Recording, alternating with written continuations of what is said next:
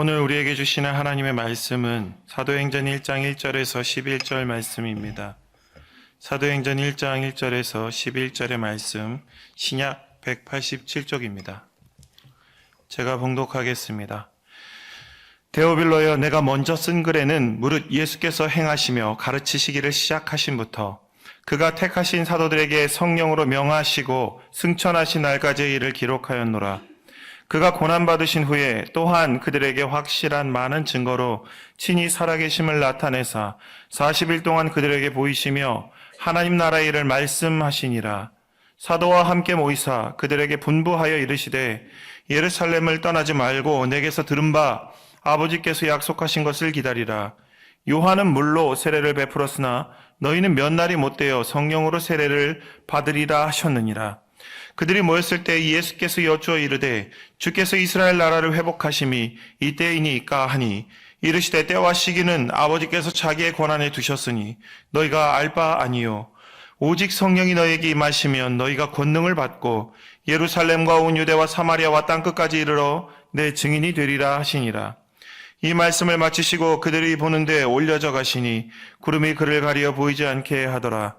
올라가실 때의 제자들이 자세히 하늘을 쳐다보고 있는데 흰옷 입은 두 사람이 그들 곁에 서서 이르되 갈릴리 사람들아 어찌하여 서서 하늘을 쳐다보느냐. 너희 가운데서 하늘로 올려지신 이 예수는 하늘로 가심을 본 그대로 오시리라 하였느니라. 아멘.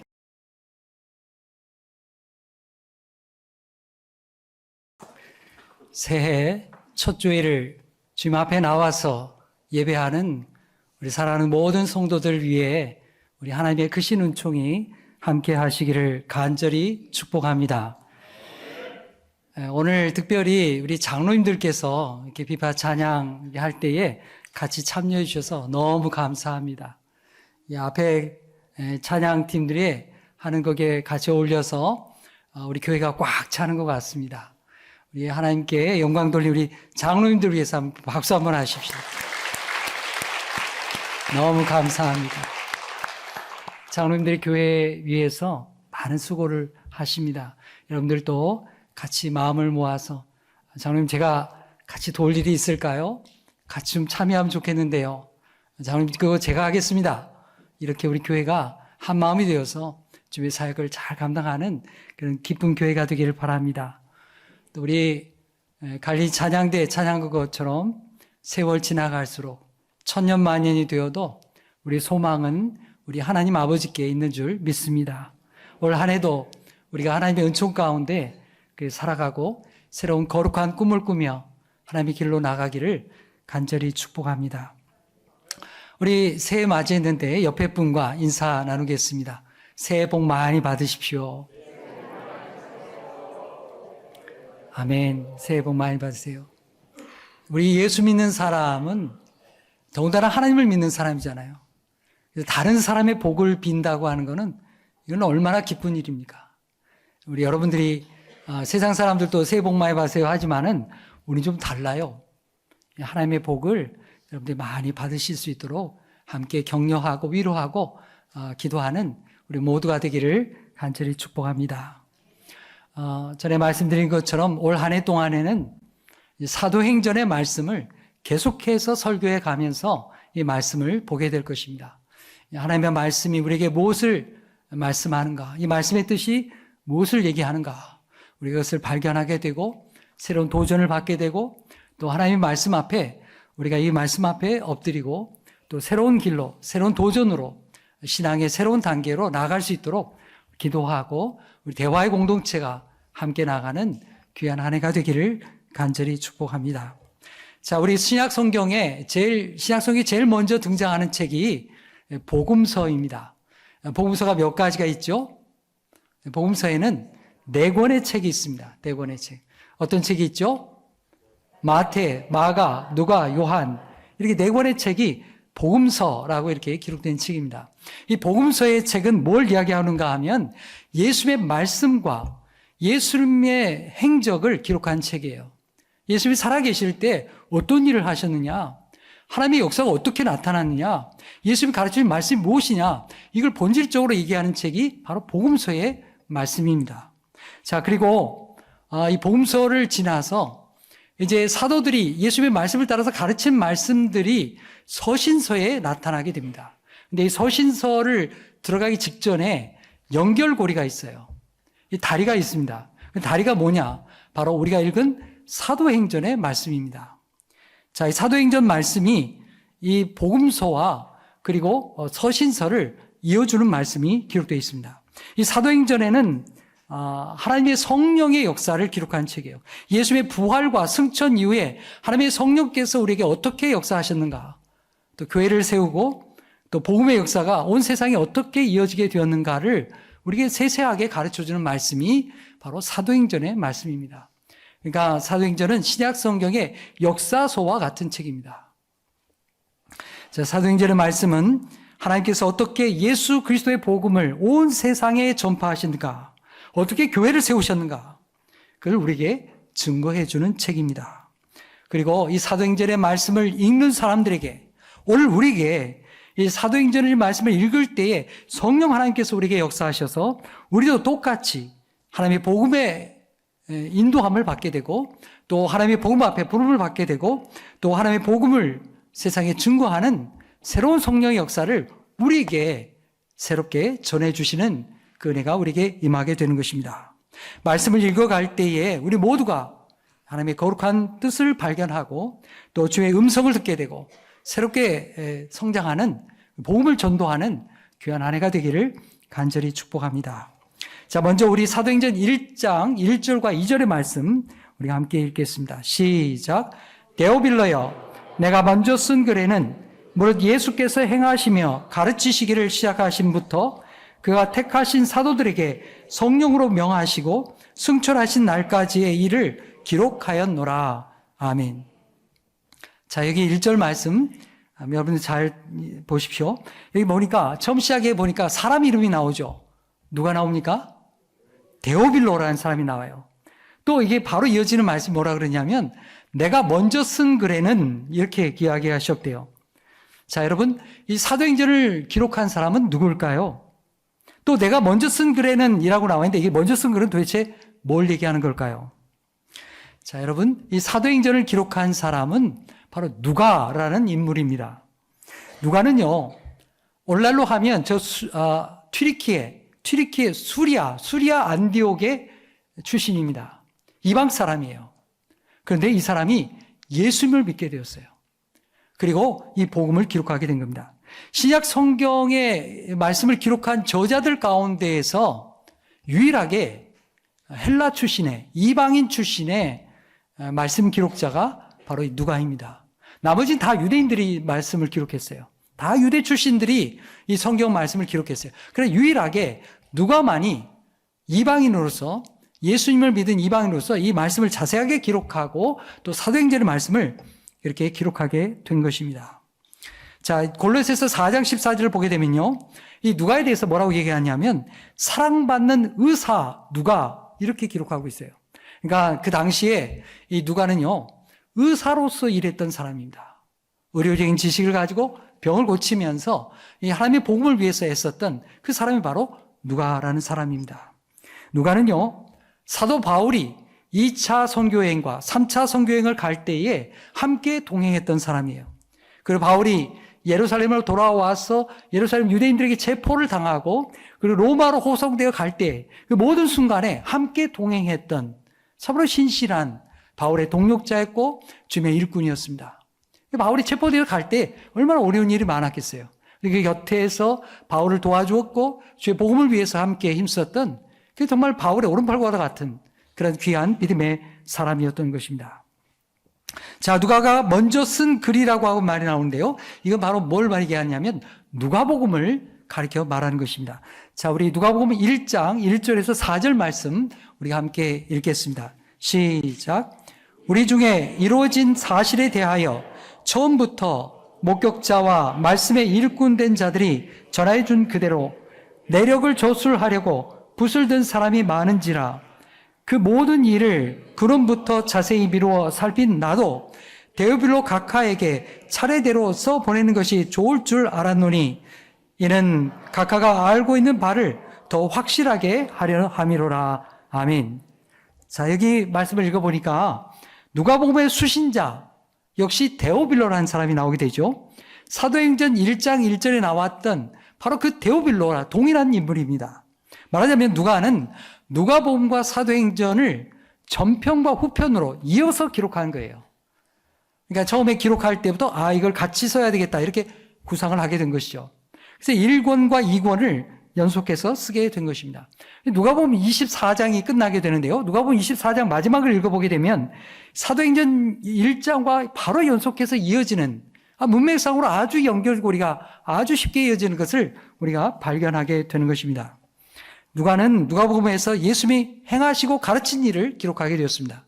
앞에 말씀드렸죠. 복음서에는 예수님의 행적과 말씀과 그의 삶을 집중적으로 기록한 거예요. 그리고 나서 사도행전에 가서는 예수님이 승천하시건 이후에 그 일어난 일들, 성령의 역사들, 교회 태동과 제자들 통해서 온 세상에 복음의 역사가 나타나고 복음이 전파된 것을 기록한 것이 바로 그 역사를 기록한 것이 바로 사도행전의 말씀인 것입니다.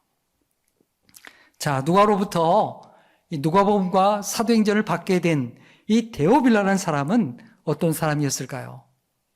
안타깝게도 이 데오빌로에 대한 기록이 성경에는 거의 나타나지 않습니다. 다만 우리가 누가복음을 통해서 이 데오빌로라는 사람에게 붙여진 호칭이 있다는 걸 발견하게 됩니다. 뭐라고 호칭을 붙입니까? 각하 이렇게 부르게 되는 거죠. 여러분 각하라는 호칭은 아무에게나 붙이지 않죠. 신약 성경을 읽어보면요. 이 각하라는 호칭을 받은 사람이 딱 세 사람이 등장합니다. 여기 데오빌라라는 사람이 등장하고요. 그 다음에는 벨릭스 총독이 나오고 그 다음에 또 베스도 총독이 나옵니다. 바울 당시에 유대 지방을 통치했던 로마의 총독으로 와서 다스렸던 그 사람이 바로 벨릭스 총독이었습니다. 그리고 그의 후임자가 그 뒤를 이어서 후임자가 바로 베스도 총독이었죠. 그런데 성경을 보면 그 두 사람에 대해서 각하 이런 표현을 쓰고 있습니다.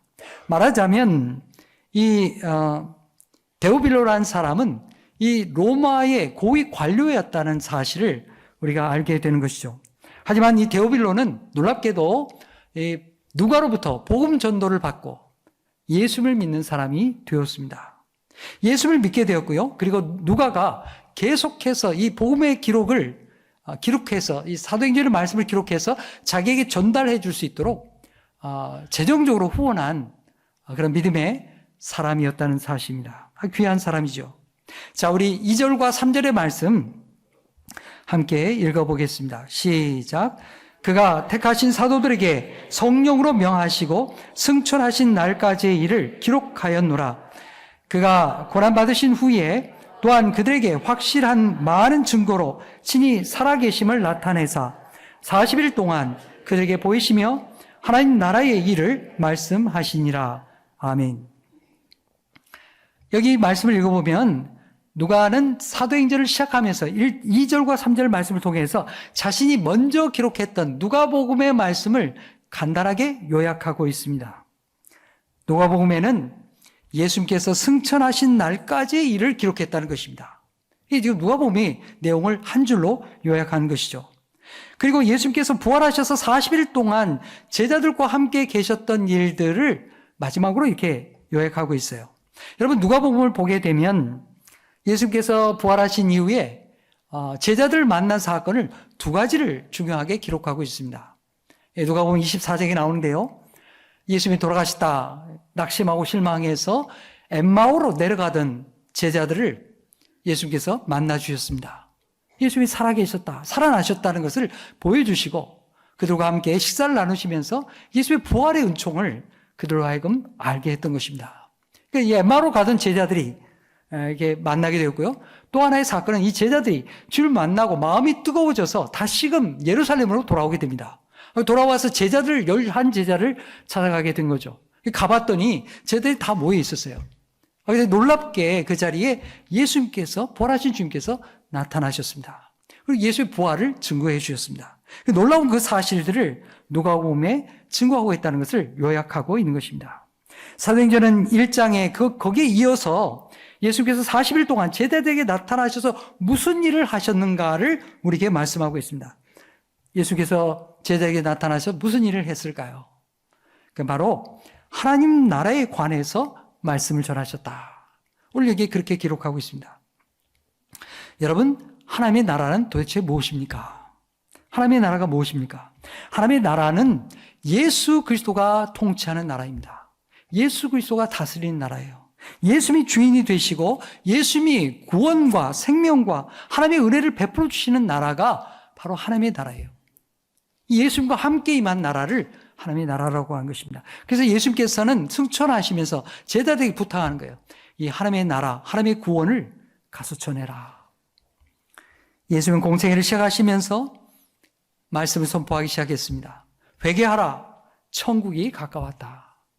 그럼 천국이 뭐예요? 바로 하나님의 나라를 말하는 거죠. 예수님과 함께 임하게 된 하나님의 나라, 하나님의 천국을 예수님께서는 선포하셨습니다. 그리고 예수님께서 직접 병자들을 만져주시고 병을 고치시고 사람들에게 복음을 가르치시고 그러면서 이 땅에 하나님의 나라가 임한 것을 여러분 예수님 자체가 하나님 나라예요. 하나님 나라의 통치가 임하는 거예요. 예수님께서 이 땅에 하나님 나라가 임한 것을 자신의 삶을 통해서 우리에게 세세하게 보여주신 것입니다. 그리고 예수님께서는 십자가에 달리셔서 우리 모든 죄를 담당하시고 우리의 죄를 위하여 십자가에 죽어주셨습니다. 그 끝난 게 아니에요. 그리고 예수님께서는 부활하셔서 40일 동안 하나님의 나라의 복음을 다시 한번 가르쳐 주었습니다. 여러분, 예수님께서 승천하시기 전에 뭘 하셨다고요? 제자들에게 하나님의 나라를 계속해서 강조하신 거예요. 여러분, 예수님께서 승천하시기 전에 떠나가시기 전에 강조했다 그러면 이것만큼 중요한 게 어디가 있겠어요? 예수님은 이 하나님의 나라에 대해서 계속해서 말씀을 가르치시고 증거하십니다. 그런데 여러분, 예수님께서 이 하나님 나라의 일을 하시게 될 때에 예수님 단독으로 마음대로 하신 게 아닙니다. 그러면 어떻게 했느냐? 누구랑 했느냐?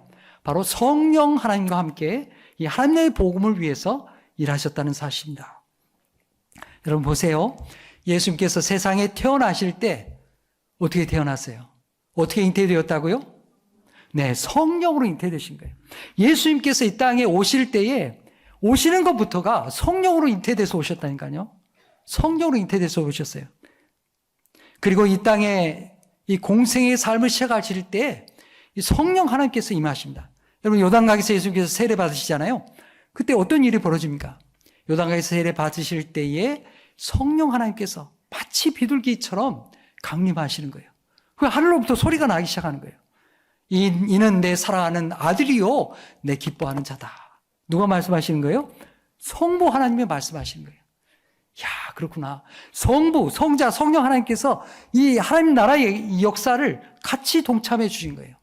예수님 혼자 가라고 한 게 아니고 성부 하나님께서 보내시고 성령 하나님께서 같이 동행하시고 성자 예수 그리스도께서 이 복음의 역사를 이루기 위해서 같이 동행하신 거예요. 그래서 예수님께서 공생 시작하시면서 광야에서 기도하시고 돌아오셔서 나사렛 회당에 가셔가지고 성경 말씀을 쫙 펼쳐서서 읽은 말씀이 어디 말씀입니까? 이사야서 61장의 말씀이죠. 주님이 말씀을 읽으십니다. 주의 성령이 내게 임하셨으니 딱 주님이 말씀하시는 거예요. 주의 성령이 내게 임하셨으니 이는 가난한 자에게 복음을 전하게 하시려고 내게 기름을 부으셨다. 무슨 기름을 부어요? 성령의 기름을 부으셨다는 것입니다. 이렇게 예수님은 세상에 오시는 것부터가 하나님의 나라를 전파하기 위해서 천국 복음을 전파하기 위해서 성령님과 함께 오셨다는 거예요. 그러니까 뭐냐 하면 성령이 뭐 오늘날 갑자기 제자들에게 그냥 뚝 떨어져가지고 그냥 나타난 게 아니에요. 이미 예수 그리스도를 통해서 성령이 같이 오신 거예요. 이제 예수님은 제자들에게 말씀하십니다. 자, 우리 4절과 5절 말씀 읽겠습니다. 시작. 사도와 함께 모이사 그들에게 분부하여 이르시되 예루살렘을 떠나지 말고 내게서 들은 바 아버지께서 약속하신 것을 기다리라. 요한은 물로 세례를 베풀었으나 너희는 몇 날이 못되어 성령으로 세례를 받으리라 하셨느니라. 아멘. 자, 예수님께서 지금 말씀하는 건 뭔 얘기를 하시냐면요. 예수님과 함께 오신 성령님께서 예수님 지금 이제 하나님 보좌로 올라가신단 말이에요. 승천하시겠다는 얘기예요. 예수님이 가고 나면 지금 누가 있어요? 아무도 없는 것처럼 느껴지잖아요. 그런데 예수님 말씀이 지금 뭐냐면 자신과 함께 하셨던 그 성령님께서 이제 너희들과 함께 하실 것이다. 이 약속을 하시는 거예요. 그동안에는 하나님께서 예수 그리스도와 함께 하시는 성령을 보내셨는데 이제는 거기에 그치지 아니하고 주님은 하나님 보좌 우편으로 올라가시고 성령 하나님께서 너희에게 임하시게 될 것이다. 이걸 약속하시는 거예요. 아버지께서 약속하신 것을 기다려라. 성령님을 기다리라고 말씀하는 겁니다. 어떻게 해요?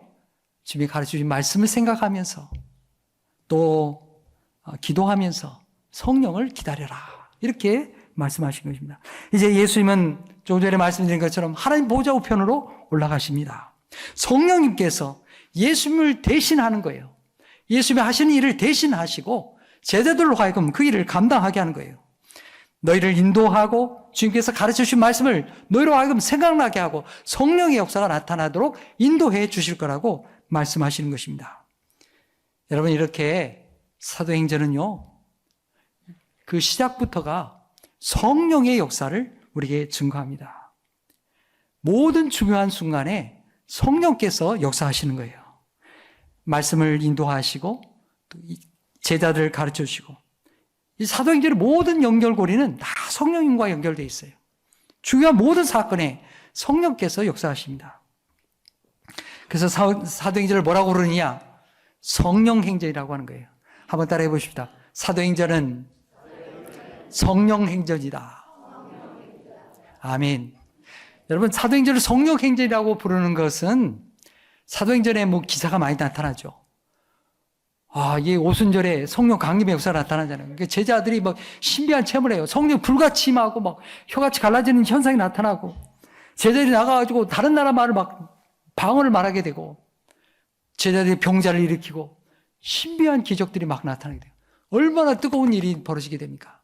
자, 그런 신비한 역사가, 성령의 은사가 나타나니까, 그래서 성령 행전이라고 하는가 보다. 네, 그런데 그것은 조금밖에 안 맞는 말이에요. 보다 본질적인 성령 행전이라고 하는 뜻이 있어요. 그 뭐냐? 사도행전은요, 표면적으로 사도들이 한 일을 기록한 것이 아니에요.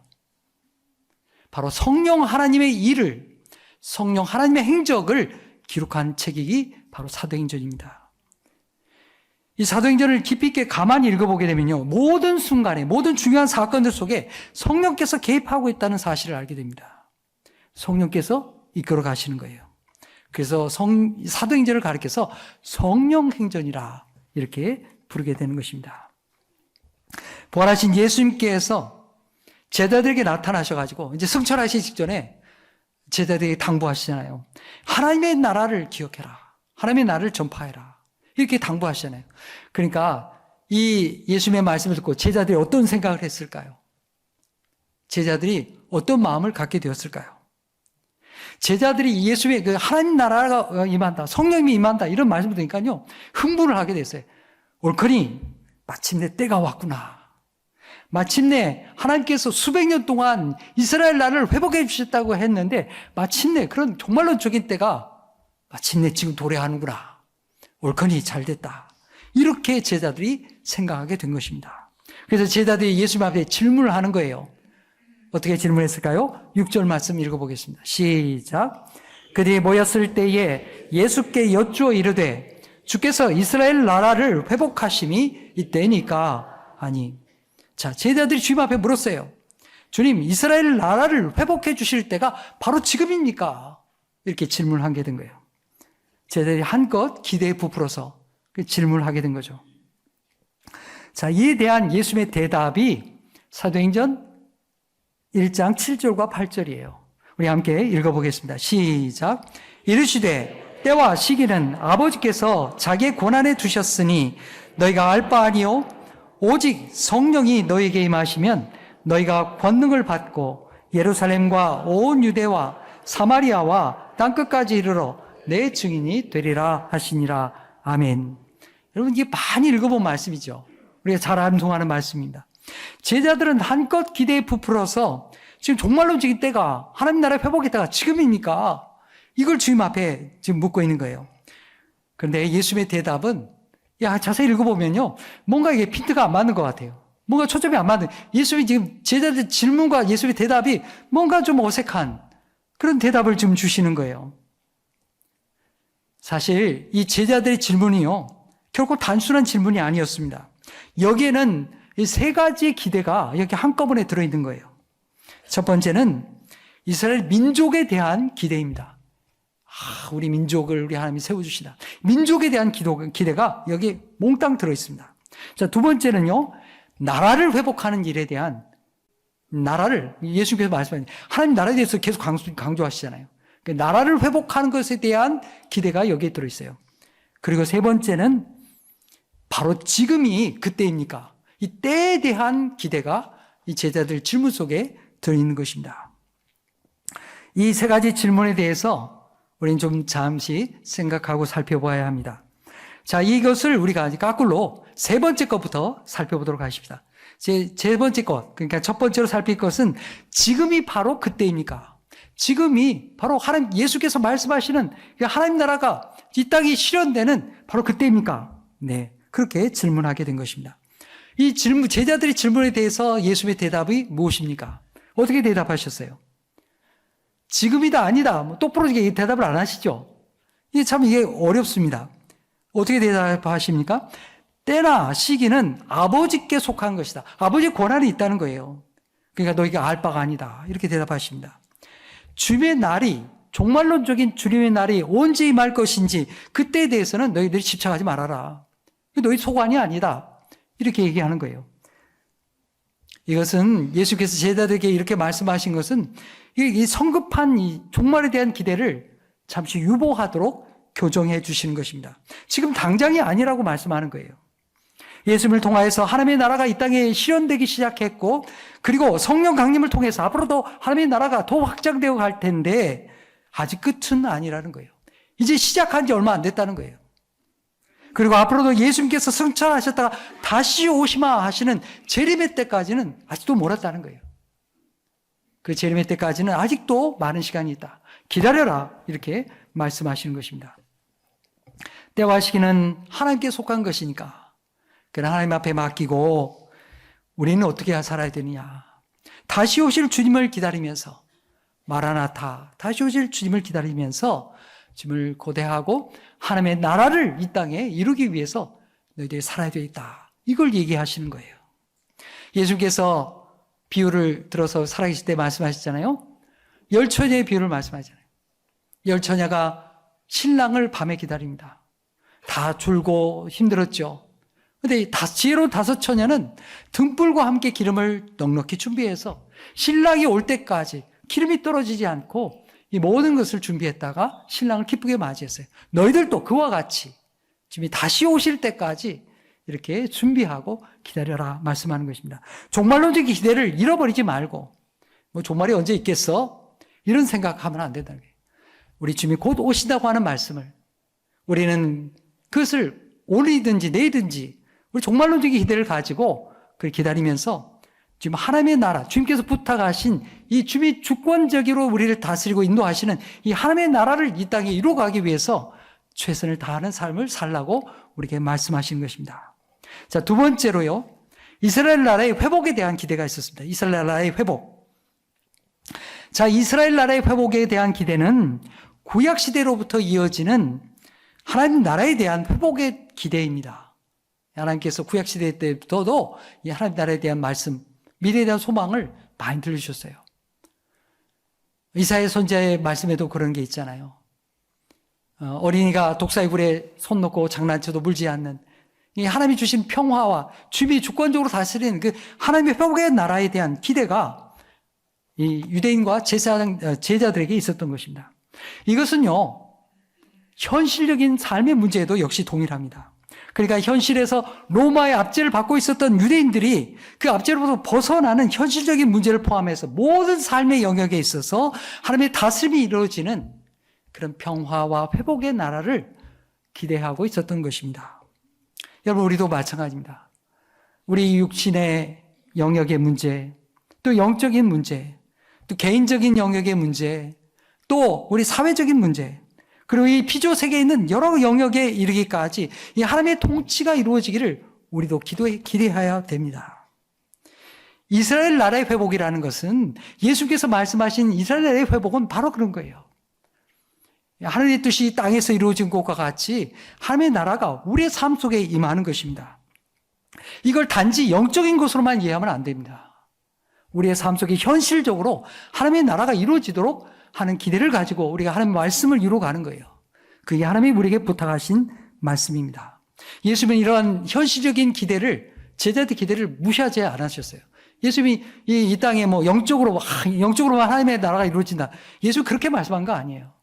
이 땅 현실 세계에서도 하나님의 평화가 이루어지고 하나님의 나라가 이루어지도록 예수님이 그 말씀을 인정하신 것입니다. 자, 정작 예수님께서 정말로 제자들의 생각 가운데 교정하기를 원하셨던 것은 바로 세 번째 문제예요. 세 번째 기대입니다. 그 뭐냐 하면 하나님 나라의 민족적인 범위에 대한 문제예요. 이 하나님 나라가 임할 때 이것을 받아들이고 변화되는 민족적인 범위, 그걸 예수님이 말씀하시는 거예요. 제자들의 관심은요, 어디에 있느냐? 오직 자기 민족에게만 있어요. 자기 민족. 유대 민족의 구원을 받아가지고, 유대 민족이 온 세상에 우뚝 서가지고, 이스라엘 민족이 온 세상을 다스리고, 압도적으로 이렇게 앞장서고, 이런 걸 상상하는 거예요. 근데 예수님의 말씀은요, 그들의 기대와는 완전히 다른 거였어요. 하나님의 나라는 단지 이스라엘 민족, 한 민족, 그 한 나라, 거기에만 국한되는 나라가 아니에요. 온 세계의 모든 열방, 모든 민족이 구원받기를 원하는 나라예요. 영적으로나 육체적으로나 이 사회적인 모든 문제에 있어서 하나님의 나라가 이루어져서 구원받기를 원하는 그 나라가 바로 하나님의 나라라는 사실입니다. 그래서 예수님께서 사도행전 1장 8절의 말씀을 들려주시는 것입니다. 다시 한번 우리 1장 8절 읽겠습니다. 시작. 오직 성령이 너희에게 임하시면 너희가 권능을 받고 예루살렘과 온 유다와 사마리아와 땅끝까지 이르러 내 증인이 되리라 하시니라. 아멘. 자, 제자들은요, 예수님께서 이스라엘 나라를 회복하실 때가 지금이냐고 물었습니다. 근데 이 제자들에 대한 질문에 대해서 예수님의 대답은 1장 8절의 말씀이에요. 사도행전을 읽어보게 되면요, 제자들은요, 예수님의 말씀의 뜻을 이해하지 못했어요. 예수님 머리맡에서 말씀을 들었지만 예수님의 말씀의 뜻이 무엇인지 정확히 알아듣지 못했다는 말입니다. 제자들은요, 예수님이 말씀을 들으면서도 온 세계 모든 민족에게 이 하나님의 말씀이 전파되어야 된다고 하는 예수님의 말씀을 이해하지 못했어요. 그럼 어떻게 이해했느냐? 온 유대와 사마리아와 땅끝까지 전해져야 된다고 말씀하셨는데, 이 땅끝이라는 개념이 뭐라고 생각을 했냐면 바로 유대 민족이라고 생각한 거예요. 이 땅끝은 바로 지질적인 개념으로, 지도적인 개념으로, 지리 땅끝, 지도적인 그런 지역적인 개념으로 이걸 제자들은 이해하게 됐다는 것입니다. 그러니까 예루살렘과 온 유대와 사마리아와 로마 제국의 끝에까지 이르러가지고 누구에게 복음을 전해요? 유대인들에게 복음을 전해야 되겠구나. 이렇게만 생각한 거예요. 땅끝은 당시에 유대인들의 땅끝은 어디였어요? 로마 제국이었어요. 로마 제국의 끝까지 이르러가지고 유대인들에게만 우리가 복음을 전해야겠구나. 우린 그 택함받은 백성이니까 우리들에게 이 말씀을 주신 거 아니야. 그러니까 우리들에게만 이 구원의 역사를 주신 거야. 유대인들에게 복음을 전한 거예요. 그래서 예루살렘의 초대교회에, 예루살렘 교회에 박해가 일어났어요. 순교생활을 하게 됐어요. 그러니까 막 교인들이 많이 모였다가 막 터지게 됐어요. 그래서 나중에 사도행전 읽어가면 곧 나와요. 이 박해를 받고 성도들이 다른 지역으로, 헬라 지역으로 막 이사를 가고 피난을 가고 막 이렇게 됐어요. 자, 그렇게 되었는데요. 이사를 가고 거기 헬라 지역에 가서 살게 되면서 그 자리에서 복음을 증거했어요. 누구에게 복음을 증거했을까요? 유대인들에게만 복음을 증거한 거예요. 이방인들은 뭐 관심이 없어요. 저 사람들은 우리하고 상관없는 사람들이다. 저 사람들은 복음 전할 필요가 없는 사람들이다. 이렇게 생각한 거예요. 그러나 여러분, 예수님께서 말씀하신 본질적인 뜻이 무엇입니까? 지리적인 땅끝이 아니죠. 지리적인 땅끝이 아니에요. 예수님이 말씀하신 땅끝이란 모든 민족, 모든 사람들에게, 모든 민족의 땅끝을 얘기하는 거예요. 제자들은 그걸 깨닫지 못했습니다. 예수님이 얼마나 답답하시겠어요? 예수님 승천하신 다음에 성령님이 얼마나 답답하시겠어요? 그래서 사도행전을 읽어가면 사도행전 말씀 속에 이걸 제자들의 마음을 깨우치게 하기 위해서 계속해서 사건이 일어나는 거예요. 그래서 결국에 깨닫게 되는 겁니다. 예수님의 수제자였던 베드로도 이 생각이 아무 생각이 없었어요. 유대인들에게만 가서 복음 전하는 거예요. 제자들이 가서 복음 전도하기 시작했는데 예수님 말씀하시지 예루살렘과 온 유대와 사마리아와 땅까지 복음 전하는 우리가 잘해야 돼. 그래서 유대인들에게만 가서 복음 전하는 거예요. 성령님께서 자꾸 바꾸시는 거예요. 이방인들에게 복음을 전하게 하는 거예요. 이디오피아 내시에게 가서 복음을 전하게 하고 골넬료에게 가서 전하게 하고 이방인들에게 복음을 전하고 이방인들도 성령을 받는구나. 이 놀라운 기적이 나타나는구나. 이걸 알게 되는 거예요. 여러분 사도행전 1장 8절의 말씀이 이 사도행 전체의 요약이고 오늘 우리에게 들려주시는 사명의 말씀입니다. 1장 8절의 말씀을 통해서 땅끝까지 이르러 내 증인이 되라고 말씀하시죠. 그동안 교회 역사 속에서도 이 땅끝이라고 하는 개념을 지리적으로 이해할 때가 많았습니다. 지리적으로 멀리 가야 되는구나. 그래서 멀리 가가지고 아직도 한 번도 예수님을 들어본 적이 없는 미전도 종족에게 가가지고 복음을 전해야지 선교가 다 되는 거구나. 그렇게 생각했습니다. 근데 주의 말씀은 그보다 더 깊이 나아갑니다. 여러분 선교의 주도권이 그래서 교회 역사 속에서 어떻게 생각했냐면 선교의 주도권이 사람에게 그리고 교회에게 있는 줄 알았어요. 근데 사도행전의 말씀을 계속해서 연구하고 깊이 살펴보니까 선교의 주도권이 사람에게 있는 게 아니라는 걸 알게 됐어요. 최근에 왔어서 알게 됐어요. 선교의 주도권이 사람에게 있는 게 아니구나. 선교의 주도권은 교회에 있는 게 아니구나. 선교의 주도권은 하나님께 있는 것이구나. 교회가 선교를 하지 못해도 교회가 없어져도 하나님의 선교가 계속되는 가는 거구나. 그럼 교회는 뭐냐? 우리는 뭐냐? 하나님의 선교에 부름받았을 뿐이에요. 하나님의 선교에 동참해서 우리가 하나님의 선교를 감당하도록 우리에게 길을 열어주시고 맡겨주신 거예요. 하나님의 선교, 이것을 하나님의 선교라고 하는 거예요. 이제 말씀을 맺겠습니다. 여러분, 이스라엘 나라의 회복, 땅끝의 회복은 지리적인 멀고 가까움의 개념이 아닙니다. 이제 그것은 벗어나야 됩니다. 한 집에 살아도 내 같은 이불 덮고 사는 사람이어도 자식이어도 예수님을 믿지 않는다고 하면 그 사람이 바로 땅끝이에요. 지리적인 공간의 개념을 넘어서는 거예요. 바로 옆에 있는 사람이 땅끝이라는 사실입니다. 온라인이 되었든지 인터넷이 되었든지 그것도 다 땅끝입니다. 사람들이 있는 곳이라면 어디든지 다 땅끝인 거예요. 예수님께서 우리를 보내시죠? 뭐 하라고 보내십니까? 뭐 하라고 보내시는 거예요? 복음의 증인이 되라고, 하나님 나라의 증인이 되라고 우리를 땅끝으로 보내는 것입니다. 나는 로마 세계도 갈 수 없고 외국에도 갈 수 없고 나는 땅끝하고 아무 상관이 없는 사람이야. 아니요. 하나님은 우리를 지금 바로 이 자리에서 땅끝으로 보내시는 거예요. 해외 선교 나가고 그래야만 땅끝에 가는 게 아니에요.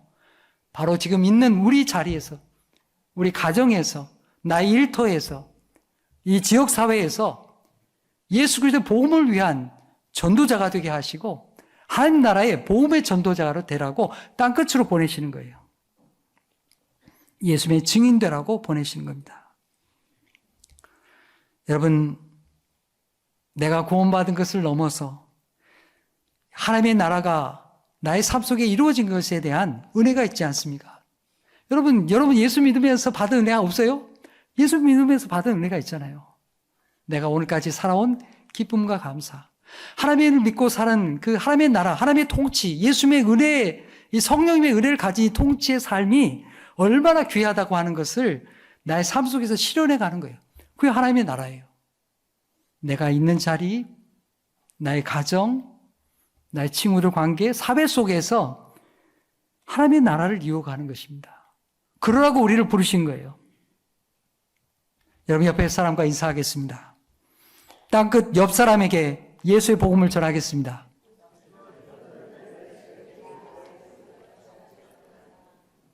내가 사는 곳에 하나님의 나라를 이루어 가겠습니다. 아멘, 아멘. 여러분 그렇게 되시길 바랍니다. 하나님의 나라는 멀리 있는 게 아니에요. 예수 그리스도가 내 삶에 통치하시고 인도하시고 이끌어 가시는 그 자리가 바로 하나님의 나라가 임하는 거예요. 우리 여러분 주기도문 하시잖아요. 하나님의 뜻이 땅에서 하늘에서 이룬 것 같이 땅에서 이루어지다. 어떻게 이루어져요? 여러분의 삶 속에 이루어지는 거예요. 예수 그리스도의 말씀이 여러분이 그게 순종하고 살아가는 그 삶을 통해서 하나님의 나라가 이루어지는 거예요. 그 복음의 역사가 여러분의 입술을 통해서 예수 믿으시오 전도할 뿐만 아니라 하나님의 나라가 이 땅에 이루어지는 하나님의 통치가 이루어지는 그 귀한 역사를 올 한 해 동안 여러분들이 맛보게 되기를 축복합니다. 여러분 받은 은혜가 있잖아요. 그 은혜 묵혀두지 말고 여러분 올 한 해 동안 여러분의 삶의 자리에서 여러분 하나님의 나라를 경험하고 사는 사람이 내가 사는 곳이 아름다워져야 될 거 아니에요. 변화가 돼야 될 거 아니에요. 여러분 이런 거룩한 꿈을 새해에 갖기를 축복합니다. 여러분 하나님의 나라와 함께 가는 거예요. 주님의 말씀과 함께 가는 거예요. 이 별개가 아니에요. 예수 믿고 구원 받으면 하나님의 나라는 별동대로 따로 떨어져 있는 건 그게 아니에요. 예수님이 함께 가는 사람, 성령이 함께 가는 것이고요. 거기에 하나님의 나라가 이루어지는 거예요. 여러분 오늘 우리 큰 사명을 받았어요. 얼마나 기쁜 일이에요. 올 한 해 동안 여러분이 그런 작정을 하십시오. 내 땅끝은 누구인가? 내가 누구에게 가서 이 하나님 나라를 전할까? 이런 결단이 올 한 해 동안 있고 이루어지는 귀한 축복의 한 해가 되기를 간절히 소망합니다. 기도하겠습니다. 하나님 아버지, 새해 첫 주일을 사도행전의 말씀으로 시작하게 하시니 감사합니다. 주님, 우리도 사도행전의 제자들처럼 주의 말씀을 따라 성령을 구하며 주의 길을 따르기를 원하옵나이다. 사도행전의 실제 주인공이신 성령님께서 우리를 인도하여 주시옵소서. 우리 교회에서 성령 행전이 계속되게 하여 주시옵소서. 제자들은 주님께서 말씀하신 땅끝이 지리적인 땅끝인 줄 알았습니다. 유대인들에게만 갔습니다. 주님께서 말씀하신 하나님 나라의 회복이 우리를 통하여 계속되게 하여 주시고 우리 곁에 있는 땅끝의 사람들에게 예수 그리스도의 복음을, 생명의 복음을 전하게 하여 주시옵소서. 우리가 가는 곳 가정과 일터와 세상에서 하나님 나라가 이루어지게 하여 주시옵소서. 예수님의 이름으로 기도하옵나이다. 아멘.